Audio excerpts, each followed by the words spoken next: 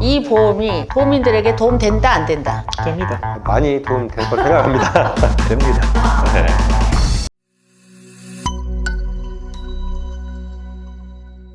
여러분은 기후를 어떻게 생각하십니까? 5월입니다. 그래서 이제 여름이 너무 길 거다, 또 어떤 재앙이 올지 모를 것이다 라고 하는데, 여러분들 오늘 좀 특별한 자리를 제가 만들었습니다. 경기도가 기후보험이라는 걸 만들었다는데, 이 대한민국 국민이 다 알아야 되고 지방자치가 알아야 되고 국가가 알아서 이거는 좀 해줘야 되지 않을까. 그래서 아주 중요한 분들을 모셨습니다. 한 분 한 분 소개하겠습니다. 안녕하십니까. 손해보험협회 일반보험부를 담당하고 있는 엄준식 팀장입니다. 네, 안녕하세요. 경기 기후보험을 설계하고 시행하고 있는 경기도 환경보건안전과장 박대근입니다. 안녕하세요. 경기연구원에서 환경보건 정책을 연구하고 있는 이은환이라고 합니다. 반갑습니다. 기후변화 사례, 피해가 이렇습니다.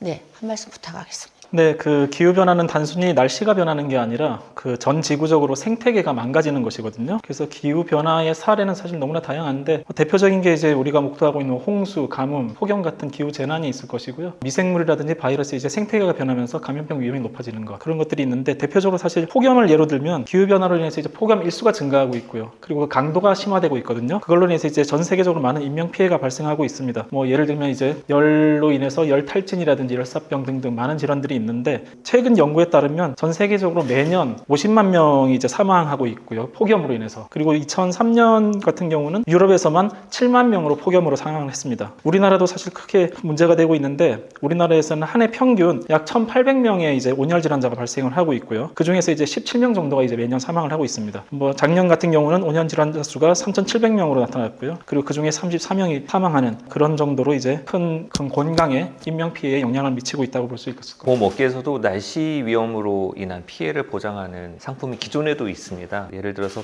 풍수의 지진보험이라든지 농작물 재해보험이라든지 가축재해보험 같은 법률에 근거해가지고 보험료를 지원하는 그런 형태의 보험도 있고요. 화재보험처럼 개인이 알아서 드는 보험에다가 특약을 넣을 수 있어요. 풍수재에 특약을 넣을 수 있는데, 그런 풍수재 보험을 통해가지고 홍수라든지 그런 침수 같은 피해를 보장하는 상품이 있습니다. 근데 지금과 같은 박사님께서 말씀하셨던 것처럼 이런 이상기후의 그런 심도랑 빈도가 같이 증가하다 보니까 이전의 날씨 위험과 다른 또 다른 기후 위기에 저희가 직면해 있다라고 저희도 보고 있고, 그거에 맞춰서 말씀하신 건강 위험이라든지 재산 피해를 보장하는 상품을 개발하는 노력을 하고 있습니다.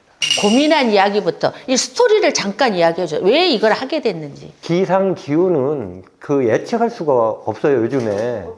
예측할 수 없는 피해 그 이상기후로 인해서 도민들이 온열, 그 다음 한냉질환을 발생하고 감염병도 더 늘어납니다. 그리고 겨울철에 뭐 골절상 당하는 그런 사례가 많이 발생을 하거든요. 어떻게 하면은 도민들에게 좋은 정책을 만들 수 있을까, 그런 생각을 했었는데, 기후 위기에 대응은 그 안보나 치안 같이 국가나 지방 정부에서 대응을 해야 할 영역인 공공재라고 생각을 해서, 그러면은 지방 정부에서 기후 변화, 기후 위기 시대에 뭐 도민들을 위한 정책으로 할 수 있는 게 뭐가 있나, 그래서 기후보험이라는 것을 구상을 하게 됐습니다. 이게 뭐 보험업계에서도 큰 반향을 일으켰고요. 그리고 또 이게 언론에서도 국내 최초고, 아마 기후보험이 아까 우리 엄 팀장님 말씀한 것처럼 풍수해 보험이라든지 그런 보험들은 있었어요. 근데 기후로 인한 질병이라든지 상해를 보장하는 그거로 특화된 보험은 전국 최초이면서도 아마 세계 최초라고 할 수 있는 그런 사례로 할 수 있습니다. 그러면 이 혜택, 기후보험의 보장에 대해서도 조금 말씀을 누가 해주셔야 되나요, 이거? 보험 혜택은 두 가지로 구분이 됩니다. 온열 질환이라든지 한냉 질환, 감염병, 8대 감염병의 진단을 받았을 때 모든 걸 다 따지지도 않고 지원이 됩니다. 그 다음에 기상특보 시, 예를 들면은 폭우가 내렸을 때, 그 다음에 폭설이 내렸을 때, 그 다음에 빙판길에서 골절 당할 수 있거든요. 그때도 4주 이상 진단을 받았을 때 기후재해 1호금이라고 해서 30만 원이 지급이 됩니다. 두 번째로는 이제 그 기후 취약계층이라고 하는 방문 건강 가구 대상이 있습니다. 15만 3천 명이 있어요. 이분들은 기후에 더 취약합니다. 예를 들면 저소득이면서도 기저질환이 있는 분도 있고, 혼자 독거노인도 있고, 어떻게 보면은 사회적인 약자죠. 이분들에 대해서 더 촘촘하게 지원을 하는데요. 도민 보장하는 항목 외에 온열이라든지 한냉으로 인해서 입원을 했을 때 입원비를 지원을 해드리고요. 이분들이 기상특보 발생했을 때 막 폭우 내렸을 때 병원을 가셔야 되거든요. 병원 갈 때 교통비로 2만 원씩 지원을 해드립니다. 이 협회가 관여했었나요? 저희가 경기도청에서 이런 아이디어를 주셨고 저희가 회원사들에게 보험사들에게 이런 취지의 그 아이디어가 있는데 이 정책을 서포트할 수 있는 관심 있는 회원사들 같이 한번 모여보자라고 해서 좋은 아이디어 상품 구성안을 경기도랑 같이 협의하면서 상품을 좀 설계했던 것으로 알고 있습니다. 이거에 대해서 냉정하게 어떻게 평가하십니까? 기후보험 시행에 대해서. 기후 위기가 기후 격차를 발생하고 이거를 국가 차원에서 이걸 해소하기 위해서 보험이라는 툴, 그 도구를 사용했다라는 것은 정말 선도적인 아이디어인 것 같아요. 특별히 기후 불평등을 해소하기 위해서 그 취약계층에게 더 많은 상품과 더 두텁게 보장을 설계했다라는 것도 높이 평가할 만합니다. 그 기후보험이 필요성에 대해서는 굉장히 공감을 하거든요. 그런데 이제 혹자들은 건강보험이 있는데 그게 왜 필요했느냐라고 이제 반박을 몇 번 받았었고요. 골절이라든지 그런 것도 건강보험에서 커버를 하는데 이게 왜 이렇게 필요가 있느냐라고 했을 때 저는 경기도에서 이제 이걸 하는 이유가 뭐냐 그러면 말씀하신 것처럼 빙판길에 넘어졌다. 건강보험에서 보장이 되죠. 그렇지만 100% 보장되는 게 아니거든요. 결국에는 건강보험 제도랑 그리고 재난지원 제도랑에 미치지 않는 그런 사각지대가 있어요. 그 사각지대를 우리가 메우고자 하는 게 당위성, 명분 내지는 필요성이거든요. 그 부분을 이제 보완을 하자는 거죠. 이게 지금 해외 벤치마킹 할 만한 뭐 우수 기후보험 사례라던가 또 뭐 이런. 그래서 해외 같은 경우는 그런 손해사정 절차를 생략하고 그 사전에 정해진 금액을 보험금으로 바로 지급하는 지수형 보험이라고, 그러니까 예를 들어서 농작물 피해를 그 얼마나 피했는지 손해사정 절차를 생략하고 강수량이 몇 밀리미터 이상이면 보험금을 사전에 약정한 금액을 주겠다. 이런 상품이 해외에서 널리 지금 보급되고 있어서 저희 국내에서도 그런 것들을 조금 도입할 수 있죠. 그래서 저는 좀 더 다른 보험을 좀 기획을 해야 되고 해야 된다면 어떤 게 있을까요? 보장성 강화하는 방법이 있죠. 지금 기후보험 같은 경우는 전국 최초이기도 하고 첫 번째 시도되는 단계여서 첫 발을 뗐는데 대상 질병이 제한적이긴 하거든요. 사실 중증 질환이 지금 포함은 안 돼 있어요. 예를 들면 폭염이 이제 며칠 계속되면 그 심혈관이라든지 뇌혈관 질환자가 쫙 증가하거든요.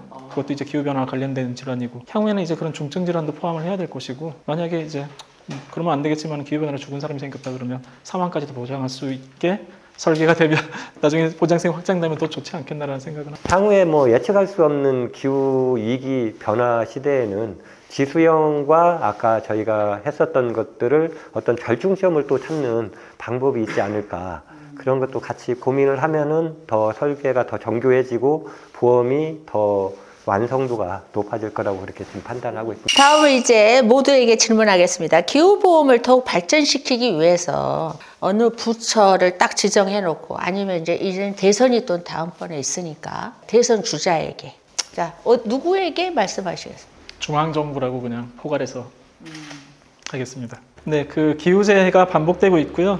이로 인한 이제 인명 피해가 계속 증가하고 있는데, 그럼에도 불구하고 이제 건강보험 제도와 그 재난 지원 제도가 닿지 않는 그런 사각지대가 분명히 존재합니다.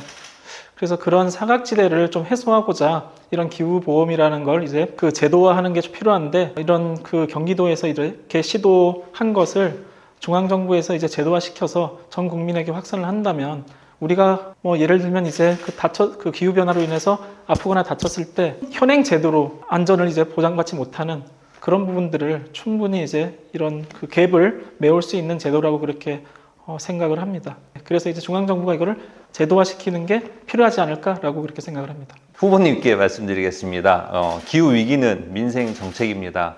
기후 보험 대선 공약으로 내 주십시오. 중앙정부 중에 환경부하고 당선되실 분한테 같이 부탁 말씀을 드리는데요. 기후보험은 아까 공공재 역할 성격이 강합니다. 기후위기에 대한 대응은. 그래서 중앙부처에서도 전 국민을 대상으로 확대가 돼야 되고 그런 부분이기 때문에 기후위기에 대한 대응을 같이 아까 공약으로 해주셔도 좋고요. 그래서 사실 모든 국민들이 기후위기로 인한 불평등을 겪지 않을 수 있도록 협조해 주시면 고맙겠습니다. 마지막으로 이제 마무리를 하겠습니다.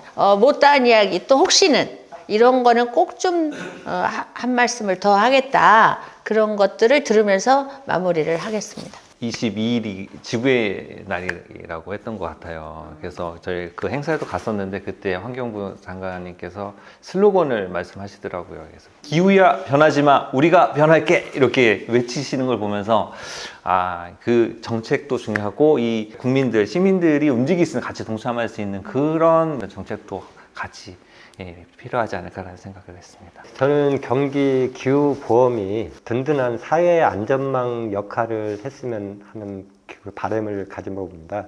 특히나 기후 취약계층, 야외에서 근로하시는 분들이라든지 기저질환 앓고 있는 좀 어르신들이라든지 이런 분들에게 기후보험이 취약계층에 대한 든든한 사회 안전망 역할을 해서 도민들이 기후보험 혜택을 좀 많이 좀 받았으면 하는 그런 바람을 가져봅니다. 지속 가능성에 대해서 우리가 결코 간과해서는 안 되고요. 이 정책 서비스가 일시적으로 이벤트성으로 내지는 선심성 정책이 되어서는 안 되거든요. 그러려면 그 도민들이 체감하고 계속 그 필요성을 느끼게 하려면 이번에 운영 성과를 잘 평가하고 피드백을 통해서 유연하게 정책을 가져가면서 이제 지속 가능성에 대한 그 지속적인 고민이 필요하다라고 생각을 합니다. 여러분들 어떻게 자다매를 보셨습니까? 오늘 이 자리가 얼마큼 중요하고 또 이 자리가 얼마큼 국민에게 필요하다라는 소명을 느끼면서 또 이 정말 말씀하셨던 것처럼 가치가 지속 가능하기를 기대하면서 마무리를 하겠습니다. 아주 애쓰셨습니다. 네.